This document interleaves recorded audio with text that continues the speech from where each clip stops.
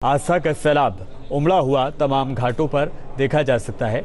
छठ महापर्व की तस्वीरें हम आपको दिखा रहे हैं। रवि किशन को आप देख सकते हैं, बीजेपी के जाने माने नेता हैं और ये तस्वीरें आप देख सकते हैं।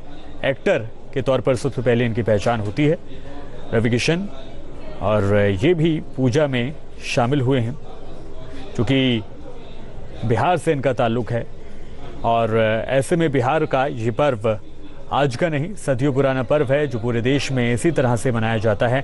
हाँ, साल दर साल इसका जो दायरा है वो बढ़ता हुआ दिखाई दे रहा है। पहले जहाँ ये सीमित हुआ करता था, अब लोग जिन जिन जगहों पर मौजूद होते हैं अपने तरीके से, अगर वहाँ पर घाट मौजूद है तो ठीक है, अन्यथा अगर नहीं है तो कृत्रिम घाटों को बनाया जाता है, वहाँ पर पूजा की जाती है। आस्था सबसे ऊपर हावी दिखाई देती है।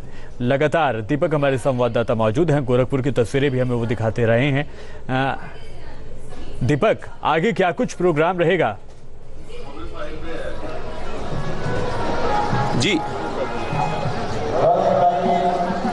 देखिए, शाम को तमाम जो व्रती हैं जो अपने घरों को जा रहे हैं, रात में उनमें घरों में छठ पूजा के तमाम गीत होते हैं, क्योंकि रात में जो व्रती होते हैं वो सोते नहीं है सफान, और पूरी रात जो है वो छठी मैया के गीतों के द्वारा उनकी आराधना की जाती है, पूजा की जाती है। जिनके घरों में मनोकामना के लिए व्रत माने जाते हैं, उनके घरों में कोसी पूजन होता है। लगभग 2 से 3 घंटे का पूरा कार्यक्रम होता है कोसी पूजन का, और उसमें भी एक बेहद अलग उत्साह होता है। और सबसे महत्वपूर्ण बात यह सफान कि जिनके घरों में महिलाएं व्रत रखती है, उनके पति या बेटे भी उसी सात्विकता के साथ इस पूरे व्रत का 4 दिन तक पालन करते हैं। और ये जो परंपरा का निर्वाह है पीढ़ी दर पीढ़ी, अगर हमारे घर में हमारी माँ इस पूजा को करती है तो हमारी आने वाली जो पीढ़ी है वो भी करेगी, या हमारे जो इसके पहले की पीढ़ी है तो वे लगातार जो परंपरा है उस परंपरा का पालन करते रहेंगे। और इस बार जो व्रत है वो अपने माप में इसलिए अलग है सफान, क्योंकि पिछले सालों 2 सालों की अगर बात करें तो 2 सालों में लोग घाटों पर नहीं आए थे। इस साल लोग घाटों तक पहुंचे हैं, घाटों पर आकर के उन्होंने पूजा अर्चना की है। और जिस तरह से छठी मैया से उन्होंने पिछले साल कामना की थी कि ये जो कोरोना का महाप्रकोप है, हजारों लोगों की जान गई, उस प्रकोप का अगर माँ कम करें तो वो अगले साल छठ अपने परिवार के साथ घाट पे आके मनाएंगी। और यही कारण है कि माँ ने उनकी मनोकामना पूरी की है। गोरखपुर की अगर बात करें सफान, तो एक भी केस फिलहाल लगातार हम कोविड के नहीं है सुन पा रहे हैं, उसमें शोर सुन पा रहे हैं, वहाँ की तस्वीरें भी हम देखना चाहेंगे। एक मनमोहक तस्वीरें जो है वो दिखा सकते हैं, तो अगर मुमकिन है तो जरूर दिखाएं।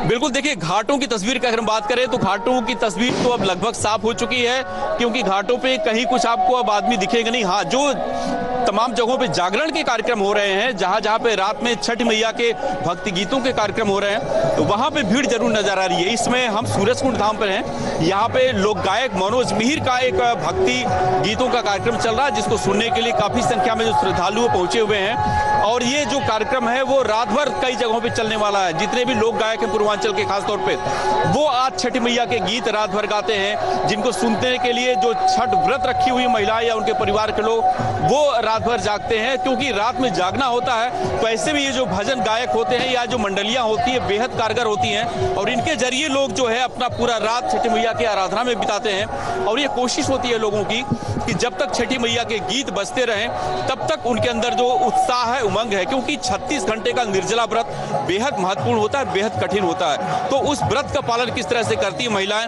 ये भी जानते हैं। हमारे साथ यहाँ पे गोरखपुर की पूर्व मेयर सत्या पांडे जी भी है। मैडम, आप व्रत को लेकर के कितना उत्साहित रहती हैं? 2 साल बाद घाटों पे आप पूजा करने आई हैं, कितना बड़ा अगर कहीं छठ मैया का प्रताप आप देखने को मिला? देखिए, ये छठ मैया की कृपा है, भगवान सूर्य का ही कृपा है कि ये जो कोरोना जैसी महामारी जो विश्व को बहुत घरों को उजाड़ दिया था, आज छठ मैया की कृपा है कि ये घाटों पे रौनक पुनः लौटा है। और आज के दिन महिलाएं हम सब इतने खुश रहते हैं कि ये जो पर्व है ये पुत्र के लिए, पति के और के साथ साथ समस्त परिवार की सुख समृद्धि के लिए, आयुष्मान होने के लिए हम लोग पूजा करते हैं। रात में और क्या कार्यक्रम होने हैं, क्योंकि कल सुबह तो फिर आना है आपको? आधी रात को सब लोग भजन गाते हैं, करते हैं। कोई यही है, ये हम लोग कोई बैठ जाएगा, किसी का घर पास में वहाँ चला जाएगा, और अच्छे से इसका एंजॉय करते हैं। क्योंकि ये त्योहार ऐसा है कि ये पर्व है, त्योहार, पर्व और व्रत का जो होता है।